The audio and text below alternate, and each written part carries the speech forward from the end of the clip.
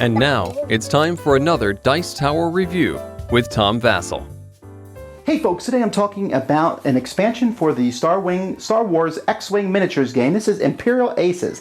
This is a box that came with two TIE interceptors in it, and they are special and enhanced one, painted differently with different cards. Is this just another way to get us to spend more money? Well, yes it is, but it's actually pretty cool. Let me show you.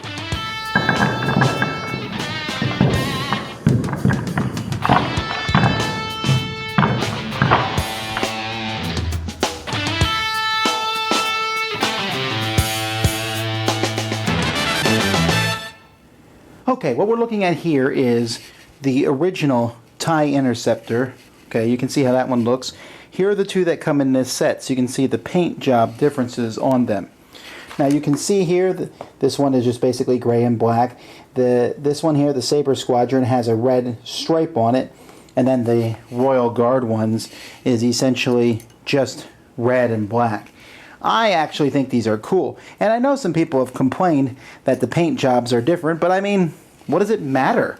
I think it's kind of cool that I can go and buy different color ones if I like to, and they look cool. So I don't know. I mean, when you're buying this box, you're getting two different cool colored ones and some other stuff in the box. Now I have discovered that these TIE interceptors are quite fragile, as evidenced by this pile here. Now don't fret, this isn't from me doing a component drop, this is from me actually dropping one on the floor just by a slip of the hand, and then when I tried to fix it the other wing. And I know that I can easily fix this with super glue, but you have to be careful, they are a little bit fragile. Now if you've never seen a TIE interceptor before, they have a special maneuver called boost that they can do, which means after they do their regular action, where they move along a strip there, so here it is, it just moved. They can then do, for their action, another one like this, or they could even do a curved one, if I had a curved one, where they go in one direction. It allows them to move very quickly and across the board. Here's some of the upgrades that come in this set. They're very basic ones, but I like them. They have the Royal Guard tie, which lets them have two modification upgrades. This is the title. It can only be given to a TIE interceptor. I guess you give it to any, but, you know, come on, give it to the red one. And you can't give it to you can't equip the car if your pilot skill is 4 or lower. So modification cards are cards that can be added to any ship. Here's an example, increases your shield by 1. Here's another one, increases your hull by 1. I like adding both of these to the Royal Guards. Granted, that's going to cost me no points for the title, but 7 points, but to have a 4/4 ship flying around is pretty cool. A targeting computer lets me add missiles to these TIE Advance or to target the enemy. Opportunist. When you attack, if the defender doesn't have any focus or evades, you can take a stress token to get an extra attack die.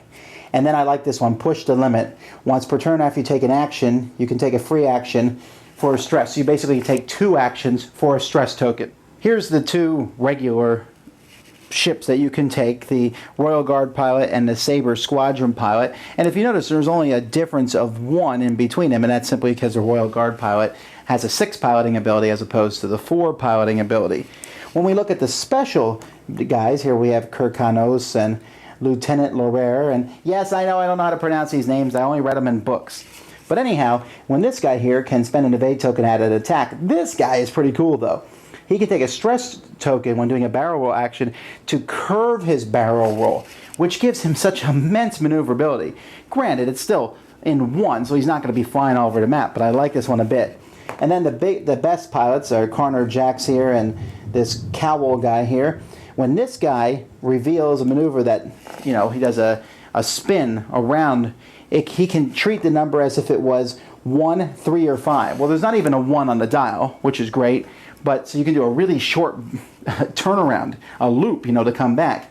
But the fact you can change it any number you want is very impressive. I love guys who have great maneuverability. And then this guy here, enemy ships at range 1 can't focus or evade, and they can't spend the tokens that they have, which is great because it means if he gets closer, he's just going to hunt these people down.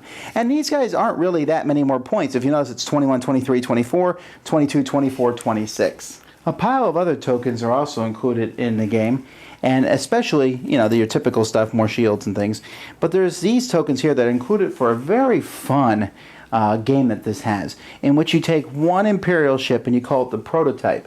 and it flies around to these facilities that are going to be attached to asteroids, the rebels are going to go around and try to blow them up. They have structure and evade numbers on them, but if the prototype gets on them, he can turn them over and basically increase him. Like, for example, this one changes all his hits to critical hits.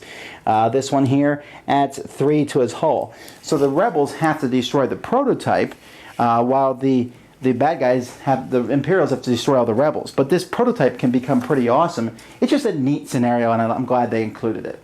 Now, the TIE Interceptor is my favorite ship of the fleet so far, although some of the ones coming up look pretty cool. But I love the maneuverability of it. I love the speed. When I play the Imperials, I always pick one. It may not be the best strategy to always pick one, but I love them. And I love the different color paint jobs. Like I said, I can't paint at all, really, so these different paint things are cool. And the red ones just have that, bring them with Vader in a shuttle or something. I like that idea.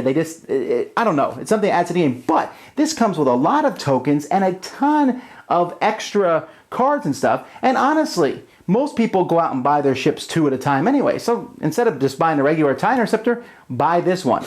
This is cool. Now, it's not necessary. I mean, if you're picking and choosing your ships, but to me, this adds a chunk of cool options to the Imperial side.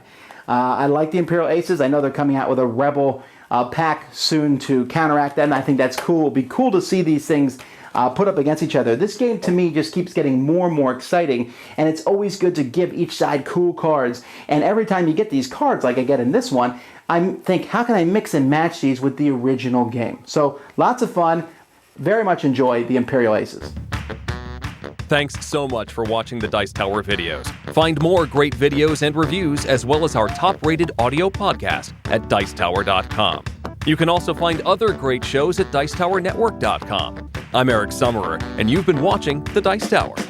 The Dice Tower is sponsored by Cool Stuff Inc., where you can find great games for great prices. Cool stuff in stock. Check them out at CoolStuffInc.com. Shut the door! There.